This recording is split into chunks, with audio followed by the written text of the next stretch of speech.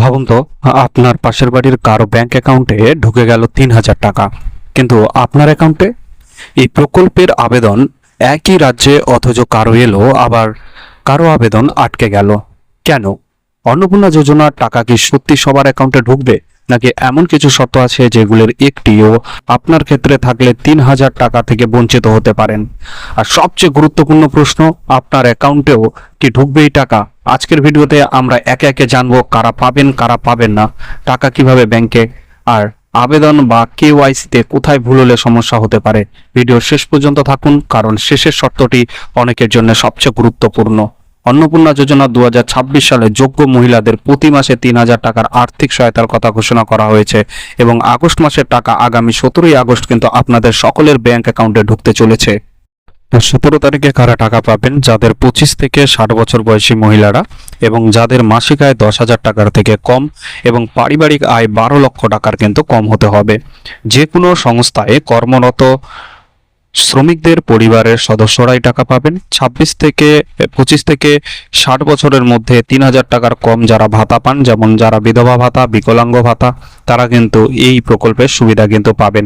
এবং সব থেকে যেটি গুরুত্বপূর্ণ প্রশ্ন, পিএম কিষাণ নিধি যোজনার কৃষকদের পরিবারও কিন্তু এই প্রকল্পের আর্থিক সুবিধা থেকে বঞ্চিত হবেন না। অর্থাৎ যারা পিএম কিষাণের টাকা পাচ্ছেন তাদেরও পরিবার কিন্তু অন্নপূর্ণা ভান্ডার প্রকল্পের সুবিধা পাবেন। 17 তারিখ থেকে যোগ্য উপভোক্তাদের অ্যাকাউন্টে টাকা ঢোকা শুরু হয়ে যাবে। জুলাই মাসে 1,19,00,000-এর বেশি মহিলার অ্যাকাউন্টে এই প্রকল্পের আর্থিক সুবিধা পৌঁছে দেওয়া সম্ভব হয়েছে, এমনটাই জানা যাচ্ছে সরকারি সূত্র থেকে। আবেদন যাচাই সম্পূর্ণ হলে ব্যাংক অ্যাকাউন্টে টাকা পাঠানো হবে এবং বর্তমানে যেটি ঘোষণা করা হয়েছে যে প্রতি মাসের দ্বিতীয় সপ্তাহে টাকা দেওয়ার ব্যবস্থা করা হবে। অর্থাৎ প্রত্যেক মাসের এরপর থেকে দ্বিতীয় সপ্তাহে আপনারা এই প্রকল্পের আর্থিক সুবিধা বাবদ যে 3,000 টাকা পান সেটা পেয়ে যাবেন আপনাদের ব্যাংক অ্যাকাউন্টে।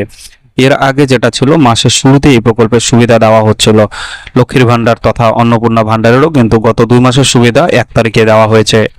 ঠিক আছে, এবার প্রতি মাসের দ্বিতীয় সপ্তাহে সেই প্রকল্পের টাকা দেওয়া হবে এবং কি অভিযোগ পোর্টালের ব্যবস্থাও হবে।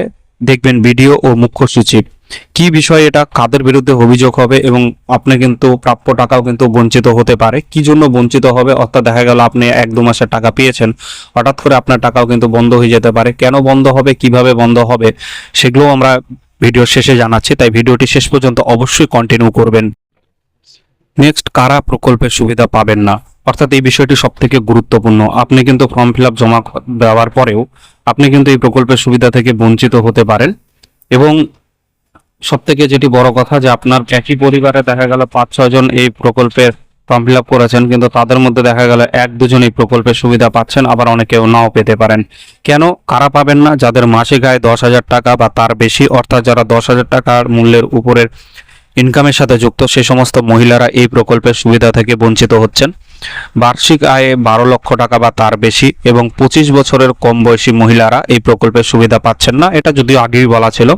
তাছাড়া কেন্দ্র এবং রাজ্য সরকারের পঞ্চায়েত, পুরসভা, সরকার ও সরকারি সাহায্যপ্রাপ্ত শিক্ষা প্রতিষ্ঠানে কর্মরত স্থায়ী যারা কর্মী রয়েছেন তারাও কিন্তু এই প্রকল্পের সুবিধা থেকে বঞ্চিত হচ্ছেন। এছাড়া 7টি পুরনোগ্রাম এলাকার 50 ডেসিমেলের বেশি জমির যারা মালিক রয়েছেন তারাও কিন্তু এই প্রকল্পের সুবিধা থেকে বঞ্চিত হচ্ছেন। তবে একটা জিনিস জানিয়ে রাখি, যারা গ্রাম্য এলাকায় বসবাসকারী, অর্থাৎ যারা গ্রামে থাকেন, তাদের কিন্তু 50 ডেসিমেলের উপরেও জমি থাকলে এই প্রকল্পের সুবিধা দেওয়া হবে। অর্থাৎ 50 শর্ত নয় এটা, মানে 50-এর কম হোক কিংবা 50-এর বেশি হোক, যেটাই হোক না কেন এই প্রকল্পের সুবিধা পাবেন শুধুমাত্র গ্রাম্য এলাকায় বসবাসকারী লোকেরা, অর্থাৎ যারা গ্রাম পঞ্চায়েতের আন্ডারে পড়ছেন এবং যারা পৌরসভার আন্ডারে পড়ছেন তাদের 50 ডেসিমেলের বেশি জমি থাকলে এই প্রকল্পের সুবিধা থেকে বঞ্চিত হচ্ছে। এছাড়া 3 কক্ষ বিশিষ্ট বাড়ির মালিক, শুধুমাত্র গ্রামীণ এলাকার ক্ষেত্রে যারা 3টি কামরাযুক্ত পাকা বাড়ি যারা মালিক রয়েছেন তারাও এই প্রকল্পের সুবিধা পাচ্ছে। এটি বিভিন্ন গুঞ্জন শোনা গিয়েছিল যে যাদের 3টি পাকা ঘর রয়েছে তারা এই প্রকল্পের সুবিধা পাবেন না।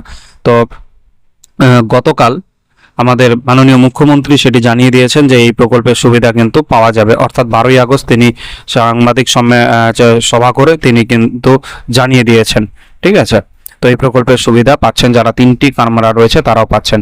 এবার যেটা আপনাদের একটি প্রশ্ন করেছিলাম যে প্রথমে যারা অনেকে এই প্রকল্পের টাকা পাচ্ছেন, বর্তমানে তাদের টাকা বন্ধ হয়ে যেতে পারে, কেন বন্ধ হয়ে যেতে পারে সেই বিষয়ে একটু আপনাদের বলে রাখি। কারণ মুখ্যমন্ত্রী বলেছেন যে যদি আপনার মনে হয় কারো এই যে সুবিধাগুলো শর্তগুলো পালন করছে না তা সত্ত্বেও এই প্রকল্পের সুবিধা অনেকেই পাচ্ছেন আপনার আশেপাশে চেনা পরিচিত, তাহলে এরপর থেকে কিন্তু আপনি তাদের জন্য একটি পোর্টাল দেওয়া হবে। সেই পোর্টালে গিয়ে আপনি কিন্তু অভিযোগ জানাতে পারবেন যে কেন সেই প্রকল্পে তিনি যোগ্য নন, তো তা সত্ত্বেও তিনি এই প্রকল্পের টাকা কেন পাচ্ছেন। এই অভিযোগের ভিত্তিতে সেটি কিন্তু বিডিও এবং কিন্তু মুখ্য সচিব দেখবেন, তারপরে যদি তিনি অযোগ্য হন তার অ্যাকাউন্টে কিন্তু টাকা ঢোকা বন্ধ হয়ে যাবে।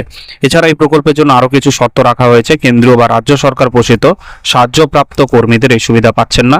গ্রামীণ এলাকার বাড়ি ও জমি সংক্রান্ত শর্তে ছাড় থাকবে। আবেদনের সব নথি ও কেওয়াইসি সম্পূর্ণ থাকা আবশ্যক। জেলা ধরে ধরে অর্থ দপ্তর টাকা ট্রান্সফার করবে এবং 8 মাসে প্রায় 48 থেকে 50 লক্ষ টাকা খরচ হতে পারে বলে ধারণা করা হয়েছে।